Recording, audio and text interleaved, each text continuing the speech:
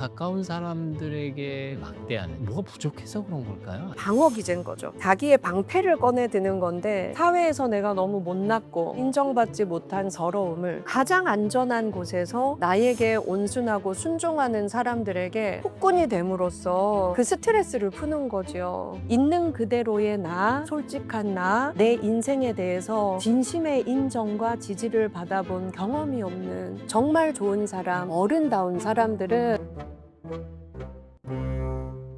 여러분 안녕하십니까? 책을 읽고 삶을 이야기하는 대화 채널 책과 삶, 책과 사람의 김재훈입니다. 오늘 혹시 가까운 사람에게 투정 부리는 말을 하시지는 않았나요? 혹은 가까운 사람 표정 하나에 마음 무겁게 지내시지는 않으셨는지요? 우리는 왜 가까운 사람에게 연연해야 할까요? 우리는 왜 가까운 사람에게 막대해야 할까요? 이런 이야기 나눠보겠습니다. 행복한 심리학자 박상미 교수님 함께합니다. 어서 오십시오. 반갑습니다. 네, 구독자 여러분께 인사 부탁드립니다. 네, 심리상담가 박상미입니다. 네, 교수님 늘 행복하시죠? 아유, 노력합니다.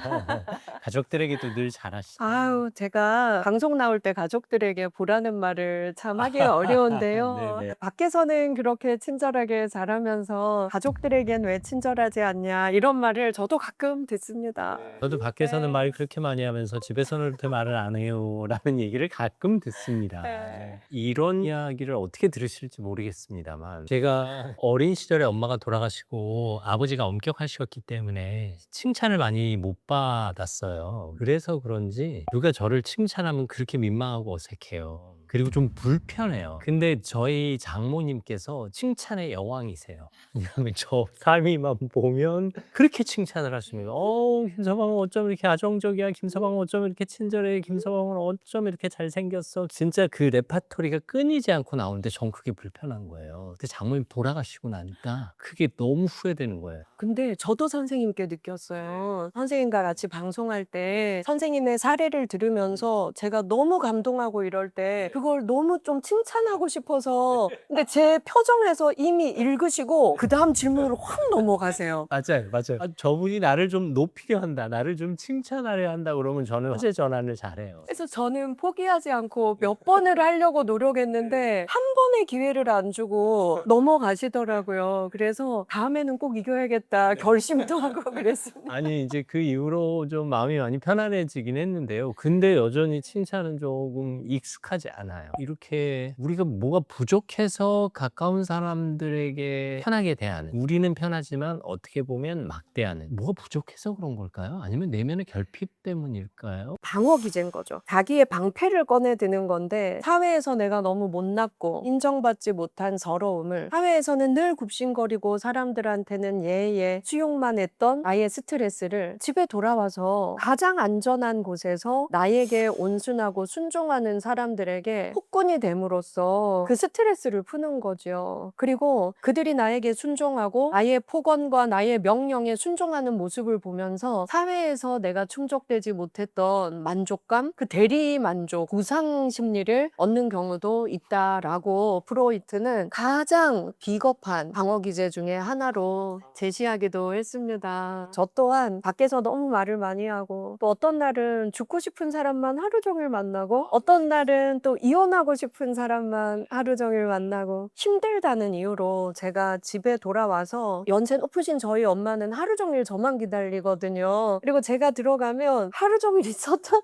모든 이야기를 하고 싶어 하세요. 근데 제가 엄마 나 너무 힘들어. 그만 말해. 엄마 나 좀 쉬고 싶거든. 막 이렇게만 말해도 되게 실망하고 상처받으세요. 근데 그 순간에 아 너도 똑같구나. 너도 지금 가장 안전한 가족에게만 갑질을 하고 있는 거야. 저에게 말해줄 때가 있습니다. 사실 현대인들은 내 감정을 읽는 것보다 타인의 눈치를 보느라고 저 사람은 왜 저런 표정을 짓지? 내가 뭘 잘못했나? 내가 뭘 어떻게 해줘야 되나? 이런 생각을 더 많이 하는 것 같은 느낌이 들어요. 맞아요. 이것도 그 사람이 이상한 사람이 아니라 아픈 거거든요. 이런 사람들이 왜 그런가 심리학 연구를 해봤더니 어렸을 때의 성장 배경에 이유가 좀 있었어요. 불안정 애착 있더라. 그게 뭐냐면 어릴 때 부모님이 진짜 응원과 지지와 사랑과 있는 존재만으로도 귀해. 아유, 정말 너만 봐도 행복해. 이렇게 평안한 환경 속에서 자란 사람들은 타인의 눈치를 별로 안 봤어요. 그리고 타인이 나를 좀 미워해도 그걸 눈치채지 못했어요. 왜냐하면 왜 나를 미워해? 나는 사랑받을 자격이 충분한 사람이 아닌가? 그래서 누가 나를 왕따 시켜도 잘 눈치채지 못했어요. 왜냐하면 내가 왕따 당할 이유가 없다라고 생각하기 때문에. 그런데 늘 눈치 보고 누군가의 표정의 변화만 느껴도 내가 뭐 잘못했나? 저 사람의 표정이 안 좋지? 저 사람이 기분만 안 좋아 보여도 내가 뭘 잘못했을 거야. 끊임없이 눈치 보고 그 사람 비율을 맞추려고 애쓰고 이런 사람들의 특징을 봤더니 양육 환경이 그러했더라. 부모님이 일관된 사랑을 준 게 아니라 기분 좋을 때는 오케이, 엄마 아빠가 기분이 안 좋을 때는 왜 그렇게 야단치고, 그리고 형제가 여러 명 있는 경우에 내가 정말 노력하고 애쓰지 않으면 부모님의 관심과 사랑을 살 수 없었어. 근데 내가 정말 노력해야 조금의 관심과 사랑을 받을 수 있었어. 늘 부모님 눈치를 보는 거예요. 그리고 이러면 사랑받나? 이러면 혼날까? 이랬던 나의 본능적인 무의식이 사회로 나가서 이제 직장 상사에게도 동료에게도 친구에게도 다 접목이 되는 거죠. 그래서 오늘 이 방송 들으시면서 내가 좀 그런 것 같아 라는 생각이 드신다면 나를 좀 안아주고 위로해주면 좋겠어요. 그래서 그랬구나. 나 고생 많이 했네. 근데 이게 제일 좋은 방법은요, 우리가 20살부터는 나의 양육자가 나 자신이거든요. 근데 상담센터 와서 50대, 60대, 70대가 돼서도 부모 원망만 하고 내 어릴 때의 양육 환경만 탓하는 분들이 계세요. 과거라는 지옥이 현재를 잡아먹은 상태인 거죠. 그럼 제가 말해요. 부모님 원망할 수 있는 건 20살까지만 가능하고, 좀 더 아픔이 많다면 후기 청소년, 여자 24세, 남자 30세까지는 허용해 주겠습니다. 근데 그 나이가 넘었다면 부모님 원망하는 건 반칙입니다. 왜냐하면 나의 양육자는 나이기 때문에. 그 이후에도 힘들었다면 내가 나를 미워하고 내가 나를 응원해 주지 않았기 때문에 일어난 결과입니다. 이렇게 말을 합니다. 과도한 해석으로 자기 소설을 써서 그 사람의 의지와 의도와 생각과 관계없이 무심코 지나간 그 표정 하나만으로 우리의 관계를 재해석해 버리는 그 사람들의 이제 행태를 말씀해 주신 건데, 또 다른 단면이기도 합니다만 자기 이야기를 잘 안 하시는 분들이 있어요. 네. 어떤 특정한 불편한 심리가 있는 걸까요?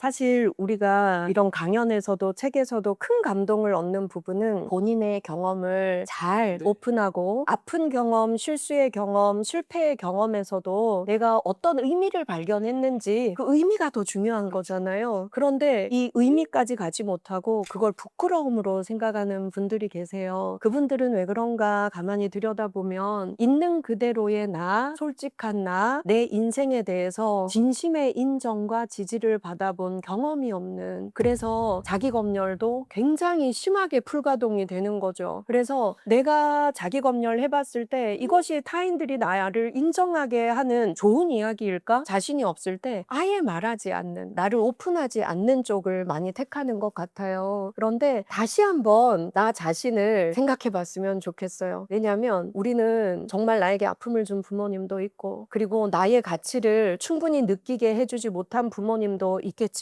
그 부모님 또한 자기 부모님에게 받아보지 못해서 나에게 못 주셨거든요. 그러면 우리는 재창조해야 돼요. 나로부터 새로운 유전자를 만들어서 대물림해야 되는 거죠. 나의 강점을 발견하는 것들 해보고, 그게 도저히 안 되면 정말 믿을 수 있는 친구 한 명이랑 둘이서 해도 돼요. 우리 서로의 강점 5개씩 찾아주기로 하자. 그리고 이거 너 강점이야 라고 하면 무조건 믿기로 하자. 그래서 그 한 명과 이 연습이 좀 편안해지면 한 명 더 늘려보고, 이런 식으로 해서 내 강점을 좀 발견해보자. 나의 가치를 전혀 모르는 사람들이 나의 오픈을 두려워하는 것 같아요. 그런데 사람들은 나의 성공의 경험만, 나의 정말 뛰어난 면만 훌륭하고 멋지다라고 생각지 않거든요. 반면 또 혼자서 자기 얘기만 하시는 분들이 있어요. 이건 또 어떤 심리일까요? 2가지 유형이 있는 것 같아요. 첫 번째는 인정 욕구가 너무 강한 사람. 내가 누군가에게 너 대단하다, 재밌다, 멋지다, 너 잘했다 이런 말을 듣지 않으면 내 존재에 가치가 없다라고 생각하는 사람들이 있어요. 그런데 때 마음이 정말 가난한 사람인 거죠. 우리가 사실 나의 가치는 타인의 인정을 통해서 결정되는 게 아니잖아요. 그런데 나 스스로 내가 정말 잘하고 있고 나는 충분히 괜찮은 사람이라는 만족감이 없을 때 친절해 보이는 사람을 만나면, 공감 좀 잘해줄 것 같은 사람을 만나면 끊임없이 내 얘기를 하면서 인정받을 때까지, 너 대단하다, 똑똑하다, 잘했다라는 말을 들을 때까지 끊임없이 하는 사람이 있어요. 가끔 그들 얘기 들어보면 내 말 맞지? 내 말 맞지? 이런 얘기를 습관처럼 해요. 그게 그런 개념인 거군요.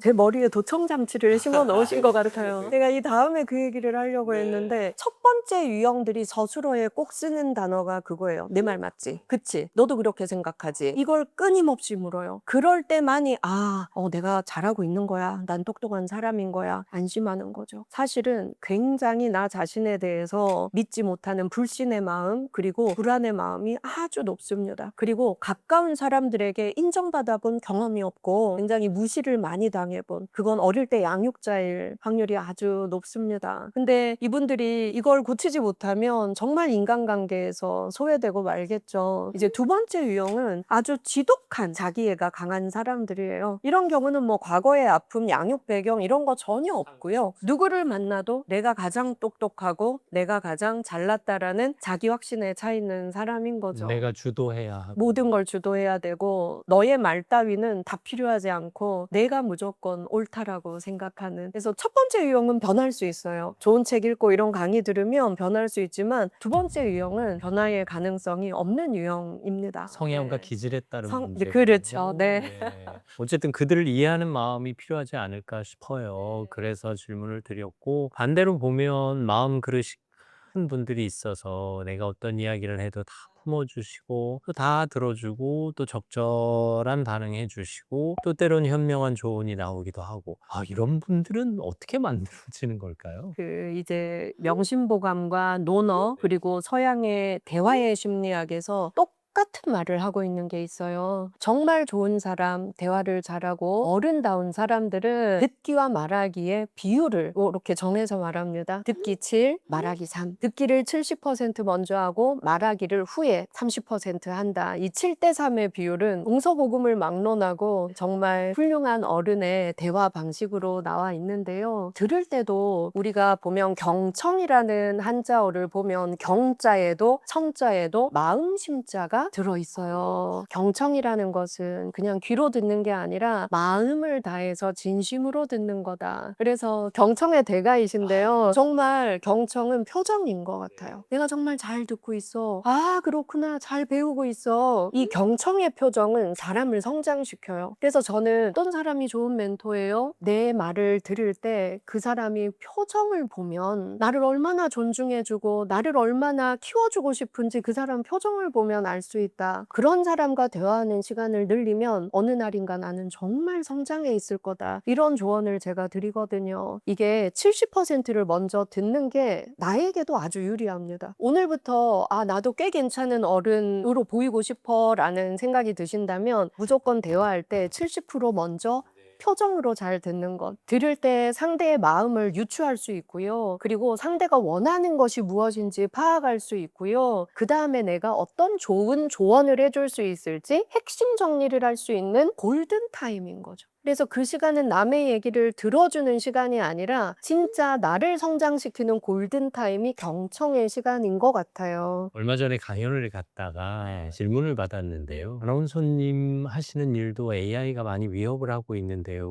AI가 뉴스도 하고 인터뷰도 하고 심지어 글도 쓸 텐데 AI가 위협할 수 없는 아나운서님만의 무기는 뭐가 있나요? 라고 물어보시는 거예요. 제가 순간 당황했어요. 그때까지는 생각해 본 적이 없었거든요. 언뜻 떠올랐어요. 그리고 자신 있게 답했어요. 제 표정이요. 네네. 사실 AI에게 아직 표정을 기대하기는 힘들고 휴머노이드 로봇이 나온다 하더라도 표정만큼은 인간을 따라하는데 시간이 꽤 걸릴 거란 말이에요. 그래서 사실 제가 아무리 수려한 말을 한들, 아무리 해결책을 담은 조언을 한들 그분이 어떤 위로를 받으시겠어요. 그리고 그분이 말을 편하게 할 수 있도록 표정만 지어드려도 말을 술술술술 하시지 않을까 싶어서. 제가 방송이나 이런 데서 사실 다른 분들에 비해서 정말 안 떠는 편이거든요. 그런데 오늘은 이 방송을 저희 엄마가 너무 기대하셔서 제가 너무 떨리는 거예요. 그래서 저는 이런 대본도 안 들고 들어오는데 오늘은 대본까지 들고 올 정도로 생각이 안 나는 거예요. 너무 떨려서. 책에 제가 쓴 것도 생각이 안 나는 거예요. 그런데 너무 편하게 말씀해 주시고 제 말을 정말 표정으로 경청해 주시니까 책에 안 쓴 것까지 다 생각이 나는 거예요. 그러니까 이 경청의 표정은 상대를 성장시키고 상대가 생각지 못했던 자기 잠재력까지도 발현하게 하는 놀라운 능력이 있어요. AI는 절대로 선생님의 표정을 따라할 수 없습니다. 앞으로도. 어쨌든 자기 얘기를 이렇게 꺼내는 것이 나에겐 치유 효과가 있는데 자기 얘기를 절대 하지 않는 사람은 글쎄 어디서 치유를 받을까? 어디서 위로를 받을까 싶기도 해요. 그분들께 권하고 싶어요. 나만의 일기를 먼저 쓰기 시작하시라. 내가 나에게 솔직해 본 경험이 없기 때문에 타인에게도 못하는 거예요. 나 자신도 나의 아픔과 실수의 실패를 덮고 외면하고 무서워서 그렇게 앞만 보고 왔지 한 번도 나를 정면으로 마주했던 경험이 없어요. 그래서 내가 노트를 펴놓고 상미야 그때 진짜 힘들었지. 그때 정말 너 너무 괴로웠을 거야. 근데 오늘까지 잘 살아왔잖아. 그 경험에서도 충분히 나는 성장했어. 의미를 발견했어. 제가 하는 심리학이 로고테라피, 의미 치료인데요. 저희 의미 치료에서 가장 중요한 치유 방법으로 권하는 것이 과거를 의미 있게 저장하자 이거든요. 우리를 가장 성장할 수 있게 하고 미래로 나아갈 수 있게 하는 힘은 과거를 의미 있게 저장하는 것부터 출발해야 한다. 그건 내 과거에 가장 못난 모습, 실수의 경험, 실패의 경험이 가장 큰 의미를 우리에게 남겨줬고 그 덕분에 우리가 성장했거든요. 그걸 우리가 한번 기록해보는 것만으로도 나 꽤 괜찮은 사람이네, 잘 살았네, 나를 인정할 수 있게 돼요. 그러면 타인 앞에서도 그걸 고백하는 힘이 생기고 고백하는 용기가 생겼을 때 진짜 내 사람들이 생기는 것 같아요. 그러네요. 오늘 말씀 나누다 보니까 내가 받은 상처는 다 내 반응 때문이고 내 해석 때문이 아닐까 싶어요. 어떤 사건이 주는 상처보다 그 사건에 대한 내 반응, 내가 한 잘못된 해석이 내 스스로 상처를 키우고 있었던 건 아닐까 생각하게 됐습니다. 맞습니다. 사실 우리가 특히 한국인들이 이 독심술을 가장 많이 부린다라고 말하거든요. 이 독심술이 뭐냐면 가장 위험한 해석이에요. 저 사람 표정이 왜 저렇지? 나 별로 안 좋아하는 것 같은데. 저 사람 표정이 요즘 좀 변했네. 나에 대한 안 좋은 소문이 있나?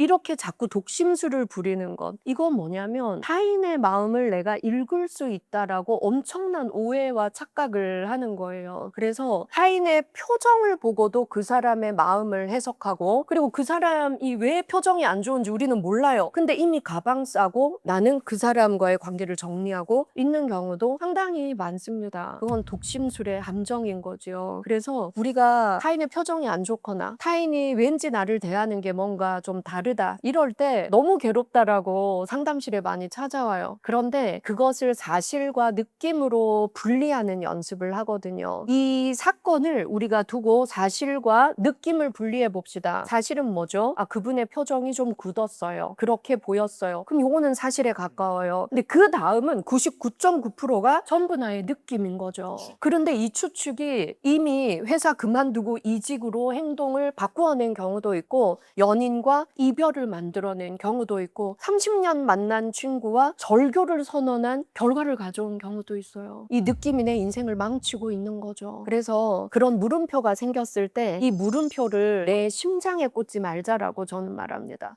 내가 뭐 잘못했지? 저 사람 나 좀 안 좋아하는 것 같은데 왜 저렇게 표정이 바뀌었을까? 내가 버림받기 전에 내가 먼저 버릴 거야. 저분 나에 대한 표정이 안 좋은 거 보니까 고가 점수도 안 좋을 것 같아. 이직을 알아봐야겠어. 이렇게 나의 파멸로 몰고 가는 거죠. 근데 이거 심리학 재밌는 연구가 있어요. 타인의 표정에 너무 민감한 사람들. 이 사람들이 물음표를 심장에 꽂고 이 사람은 상상도 못하는 결론을 혼자 내고 행동을 미리 만들고 있더래요. 그래서 이런 사람들을 모아놓고 용기 내어서 가서 물어보자 라는 실험을 한 거예요. 제가 잘 지내고 싶어서 정말 용기 내어서 질문을 드립니다. 3일째 부장님 표정이 안 좋으셔서 내가 뭐 잘못했지? 나에 나에 대한 안 좋은 소문이 있나? 부장님이 저에게 뭐 실망하신 게 있나? 제 마음이 너무 괴로워서 3일째 잠을 못 잤어요. 부장님, 제가 뭔가 오해하고 있다면 오해라고 말씀해 주시면 제 마음이 너무 편할 것 같아요. 이걸 한 거예요. 근데 너무 놀라운 결과가 나왔어요. 그래, 나 너한테 뭐 실망한 게 있어. 이런 답은 20% 미만이었습니다. 80%가 그 사람에게 어떤 사연이 있었어요. 자, 표정이 안 좋았던 사람들의 사연 중에 1위가 뭐였을까요? 수면 부족이었어요.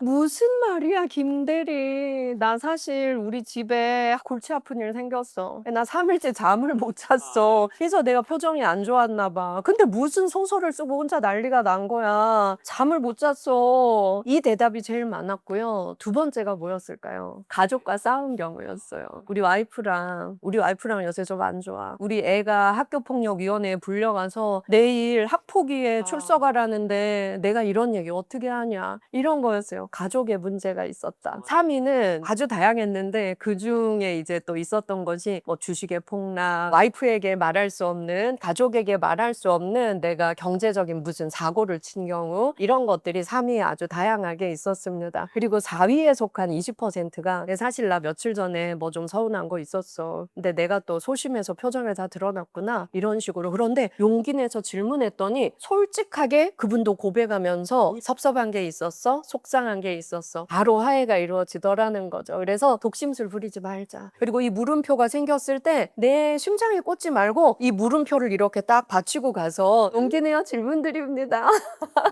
제 마음이 이렇게 괴로운데 아니면 아니라고 말씀해 주세요. 질문을 해보자. 네. 독심술을 어떻게 극복하느냐 연습장이 이 책에 담겨 있습니다. 관계도 연습이 필요합니다. 어떻게 사실과 내 추측을 잘 구분해서 선을 명확하게 하고 사실 팩트 체크가 필요한 거죠. 여기야말로 사실 과도한 오해, 과도한 해석도 이미 습관이 되지 않았나 싶은데요. 맞습니다. 비합리적인 신념이 습관화되었다라고 하는데요. 사실 이런 분들도 어릴 때 아픔이 이유가 된 경우가 좀 있어요. 우리 엄마 표정이 늘 안 좋았어. 그런데 우리 엄마의 표정이 안 좋으면 나는 항상 맞거나 버려지거나 엄마로 인해서 정말 힘든 시간을 보내야 했어. 그래서 엄마 표정에 너무 민감하게 눈치를 많이 봤던 그 아이에게는 비합리적 신념이 생기는 거예요. 엄마의 표정이 안 좋은 건 힘들어서 그런 거야. 그리고 내가 뭘 잘못해서 그런 거야. 엄마한테 엄마 왜 표정이 안 좋으세요? 물으면 네 아빠 때문이야. 너네 때문에 엄마가 고생해서 그래. 아, 다 나 때문이구나. 내가 잘못 태어나서 그런 거구나. 이런 비합리적인 신념이 생긴 사람들이 성인이 되어서도 누군가 표정이 안 좋으면 나 때문이야. 내가 뭐 잘못했지? 또 버림받고 미움받을까 봐 두려워서 가방을 싸고 먼저 떠나는 연습을 하고 있었다는 거죠. 그래서 그런 분들이 저에게 오시면 저는 이런 위로를 드립니다. 다 과거의 일이고 우리가 합리적인 신념을 갖자. 합리적인 신념이란 내가 어떤 아픔을 가지고 있는지를 보고 아, 저분의 기분의 문제일 수 있고 저분의 어떤 스토리가 있을 수 있어. 한번 여쭤보자. 이렇게 생각을 자꾸 바꾸어 나가는 연습을 하면 도움이 됩니다. 처음에 말한 것처럼 가까운 사람에게 자꾸 짜증이 나는 사람 혹은 나만 상처받는다고 생각하는 사람 이들이 이런 내면의 고통에서 벗어날 수 있는 생각의 전환, 장면 전환의 포인트는 어디에 있을까요? 식상한 말로 들릴 수도 있지만 우리가 가장 못하는 것 중에 하나가 나 자신을 믿고 사랑하는 것 같아요. 저는 원래 국문학 전공자였고 국문학 박사과정 입학을 눈앞에 두고 제 인생을 돌아보니까 저는 자기 혐오가 너무 강하고 제 인생은 늘 부끄러워서 누구에게도 말하면 안 된다라는 그런 비합리적인 신념을 갖고 있고 늘 우울한 사람이었어요. 그래서 나를 좀 살려야겠다라는 생각이 들어서 살기 위해서 저는 심리학을 나 살자고 네. 그런데 제가 이 공부를 하면서 아, 내 인생이 꽤 괜찮았구나. 그리고 나도 사랑받을 자격이 있는 사람이구나. 저의 회복을 경험하고 나니까 여러분들도 저같이 착각하지 말아요. 우리 같이 연습해 보아요. 라는 걸 너무 하고 싶어졌어요. 그래서 저는 모든 것의 시작이 나 자신을 제대로 바라보는 것 그리고 나를 저평가하지 않고 내가 얼마나 꽤 괜찮은 사람인지를 발견하는 그것부터 하는 게 나와의 관계 정립인 것 같아요. 이 나와의 관계 정립이 건강해지면 타인과의 관계는 아주 편안해지는 것 같아요. 정말 나에게 상처 주고 모함하고 그런 사람을 우리는 누구나 인생에서 만나요. 10명 중에 3사람은 무조건 나 싫어한대요. 나 오해하고 나쁜 소문 내고 싶대요. 이건 어쩔 수 없는 거래요. 근데 10명 중에 또 3명은 무조건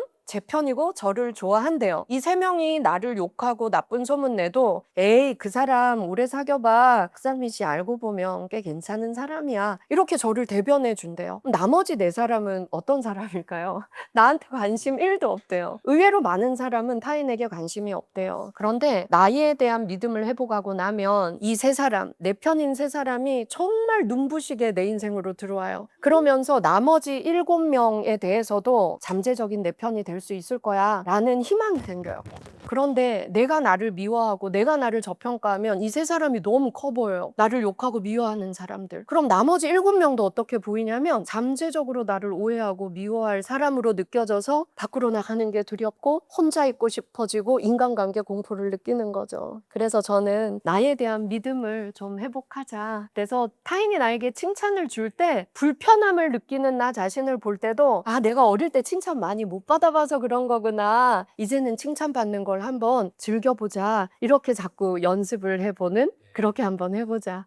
오늘 아주 좋은 걸 배웠습니다. 그리고 제 삶에 좋은 오전의 희망을 얻었습니다. 이제 칭찬을 칭찬으로 감사합니다라고 받을 수 있는 마음의 여유를 계속 꾸겠습니다.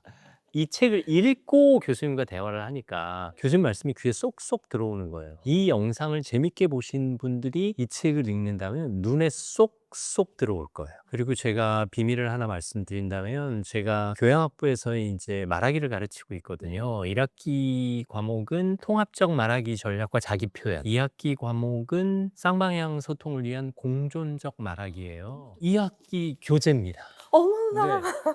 이게 대화를 연구하는 데 있어서는 사례가 정말 많아서 제가 이 책을 원래 좋아했다고 말씀드렸잖아요. 그래서 교재로 선택했는데 교수님이 나오신다는 거예요. 이게 웬 땡이야 하고 한 번 더 읽었더니 정말 제가 교재로 정하길 잘했다고 생각해요. 세상에 제가 그 수업에 한번 무료 특강 갈 수 있는 기회를 아이고, 주시면 말씀만 달려가겠습니다. 감사합니다. 네, 고맙습니다. 이거 저도 오늘 꿈이 생겼어요. 네네. 저에게는 또 우리 선생님의 책들이 너무 저에게 좋은 영향을 많이 줘서 다음 책이 나오면 제가 이 자리에 앉아서 이렇게 인터뷰를 한번 해보고 싶다는 꿈이 생겼습니다.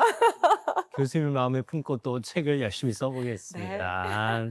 진솔한 이야기 나눠주셔서 감사하고요. 많은 분들에게 위로와 희망을 주셔서 진심으로 감사합니다. 또 좋은 책 써주셔서 이 책으로 선한 영향력 잘 펼치기를 저희도 마음 모아 응원하겠습니다. 행복한 심리학자 박상미 교수와 함께했습니다. 말씀 감사합니다. 이 이야기만 들어도 행복하시다면 여러분의 마음은 이미 큰 그릇입니다. 그 그릇에 사랑을 담으시죠. 과도한 해석으로 이상한 소설 쓰셔서 여러분의 상처의 나무를 키우지 마시고요. 책과 삶이 도와드리겠습니다. 다음 시간에도 여러분 곁에 있겠습니다. 오늘도 감사합니다.